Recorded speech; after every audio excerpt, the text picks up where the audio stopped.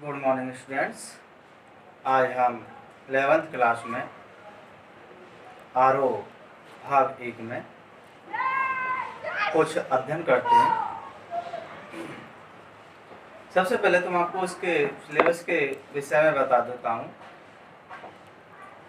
11th में हम लोगों की 3 बुक्स होंगी। आरओ भाग 1, वेदांत भाग 1 और एक होगी नई बुक अभिव्यक्ति और माध्यम। तो तीनों बुक्स के लिए आपको 2 नोट्स बुक्स बनानी है, लगभग 200 पृष्ठ। एक कॉपी में आपको करना है आरओ का वर्क और दूसरी कॉपी में आपको वेदांत और अभिव्यक्ति माध्यम का वर्क करना है।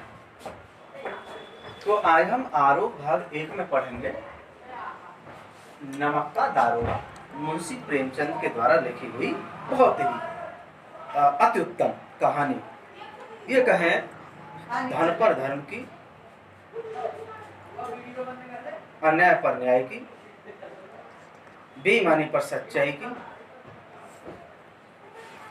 जीत का एक जीता जागता ज्वलंत उदाहरण है। तो इस कहानी का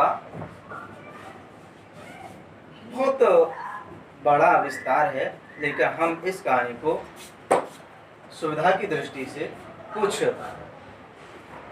सारांश बिंदुओं के रूप में समझेंगे, जो आपकी सुविधा के लिए सारांश बिंदु 1, 2, 3, 4 और 5 है। अब इस कहानी में पहला पॉइंट है वंशीधर को दारोगा पद मिलना। तो इस कहानी के सारांश को समझने से पहले हम उसके पात्रों को जान लेते हैं, क्योंकि बिना पात्रों के कथा वस्तु का विस्तार और कथा वस्तु समझ में आना संभव नहीं।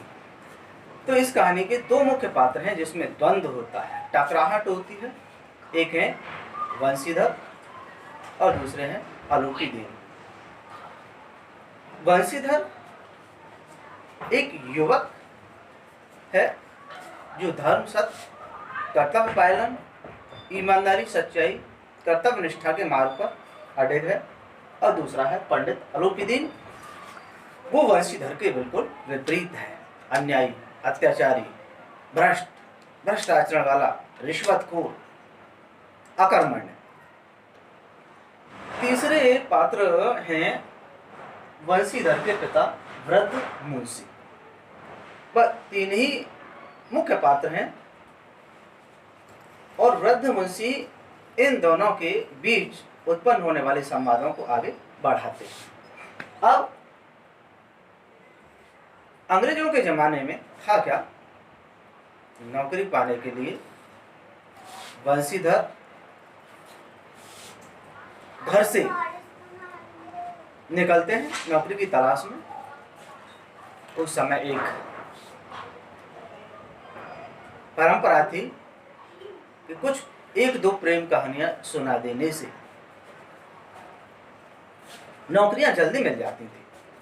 सो वंशीधर भी लैला मजनू और फरहान इन कहानियों को अपने पिता से सुनकर नौकरी की तलाश में निकले।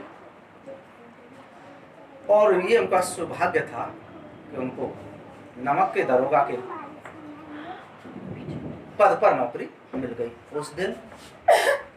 उन दिनों नमक के विभाग में नौकरी करना बहुत सम्मान का काम माना जाता था, आमदनी अधिक होती थी। सो वंशीधर को ये पद मिलने पर उनके जो चहेते थे, शुभचिंतक थे, वो बहुत खुश हुए और उनके जो जलन वाले थे उनके हृदय में सूलों जैसी पीड़ा उत्पन्न होने लगी। अब कहानी का दूसरा पॉइंट है पंडित अलूकीदीन की नमक से भरी हुई गाड़ियां। वंशीधर को नमक के विभाग में नौकरी किए हुए अभी मात्र 6 महीने ही हुए थे कि वो अपनी कर्तव्य परायणता से, कर्तव्य निष्ठा से, ईमानदारी से बड़े अफसरों के चहेते बन जाते हैं। एक दिन रात के समय आधी रात्रि में यमुना नदी के किनारे से जो कच्चा पुल बना हुआ था लकड़ी का, उस पुल से कुछ गाड़ियां निकलती हैं। बाकी के जो सिपाही थे वो नशे में धुत होकर सो रहे थे। अब क्या है, बंशीधर की नींद टूटती है और देखते हैं कि आधी रात्रि में ये गाड़ियां जा कहाँ रही हैं। तो उसने देखा, कड़क आवाज में पूछा, तमंचा निकाला, तमंचे को ऐसे ताना, लेकिन कोई जवाब नहीं आया। कड़क कर फिर पूछा, आवाज आई कि पंडित आलोपी दीन। नमक के दारोगा ने पूछा, कौन आलोपी दीन? तो उत्तर मिला, दातागंज के। तो पंडित आलोपी दीन की गाड़ियों को बंशीधर के द्वारा पूरी तरह से पकड़ लिया जाता है। उन दिनों नमक का व्यापार कानूनन रूप से अवैध माना जाता था और उन गाड़ियों में नमक भरा हुआ था। पंडित आलोपी दीन नमक का अवैध व्यापार कर रहे थे।